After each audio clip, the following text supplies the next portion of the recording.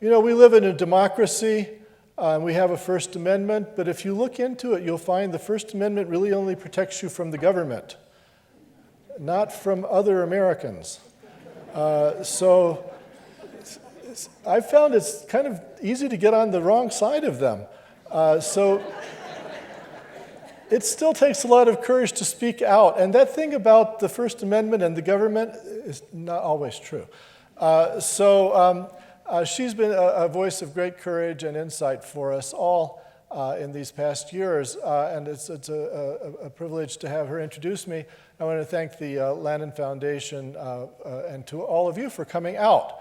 So what I thought I'd do this evening is try to put especially the Syrian piece of the Arab Spring in some context and talk about where I think we've gotten to in these events. And Syria didn't initially, I think, get as much attention as Egypt and Tunisia and some of the others, but it also had a youth revolution. The West dubbed these the Arab Spring. It's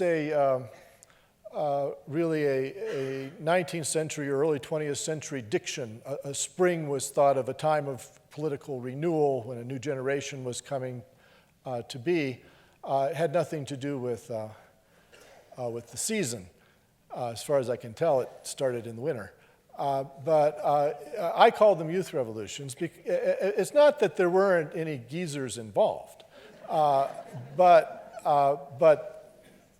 the people who spearheaded it were young people.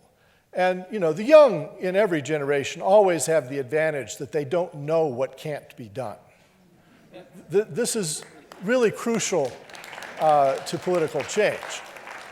And I've heard, older Arabs talk like this. I mean, most of it, Jibril in Libya said, our generation never imagined that you could get rid of some of these dictators. We just thought you're stuck with them forever. And the young people were the ones who thought, well, why should we put up with this? So Syria had a youth revolution as well, but its youth revolution went bad. Not because of anything the youth did, but the government responded to this, these sets of demonstrations in a very brutal way, and they militarized the struggle and turned it into a civil war. And that didn't happen in Tunisia, where social forces were willing to compromise with one another. And it happened there was also a crackdown in Egypt, but it took a long time to come and was more ambiguous. But in Syria, almost right from the beginning, the regime just drew up tanks and started firing tank shells into peaceful civilian demonstrations. So obviously people, when they feel they're under that kind of threat, take up arms.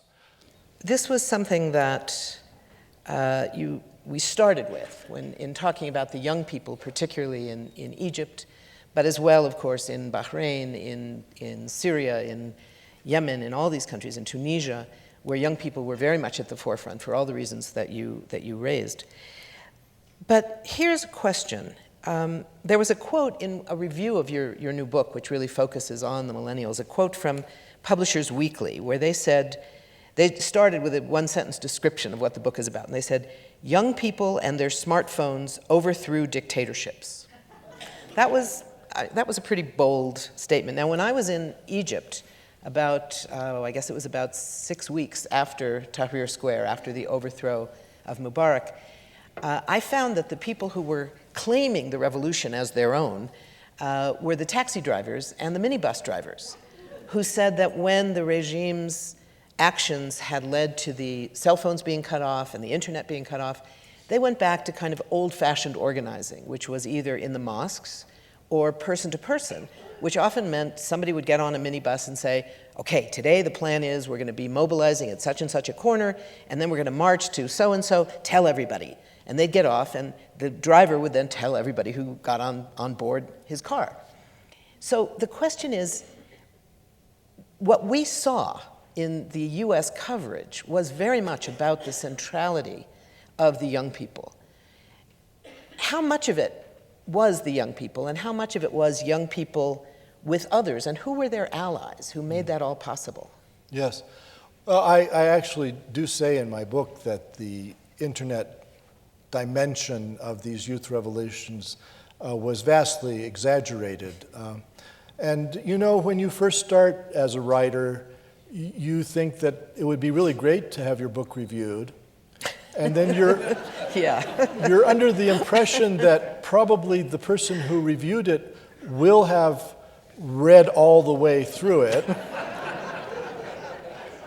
So I had a number of reviewers who brought this up about, but I went to some pains to say that this is a little bit of a myth. I think it's not unimportant, and it's hard to put a number on its importance. But first of all, the youth certainly spearheaded these movements. That's very clear to me from my research.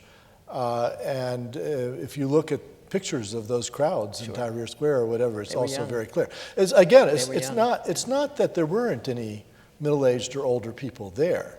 It was multi-class. And however, I think a big important thing that happened was that the Muslim fundamentalists were mostly not involved in 2011. In Tunisia, they'd been wiped out by the regime, and so they just weren't able to mobilize for revolution. In Egypt also, they were under very heavy police surveillance, but their old man leadership also wasn't happy about the idea of revolution. They'd become junior partners with the regime. They had 88 seats in parliament out of 450. So they thought they're doing all right, you know, with the status quo. And they didn't want a whole new status quo to emerge where maybe they'll be marginalized again and so forth. So they instructed their people not to get involved with this, and including their youth. And so we think about 25% is the estimates I found of the youth in Tahrir Square were Muslim Brotherhood. And they played an important role, but they were a small minority. And they were bucking their elders. That's what I was just going to ask about. They weren't supposed to be joining in. Right. And a lot of them became disillusioned with the fundamentalist brand of Islam and gradually, you know, moved towards liberalism afterwards.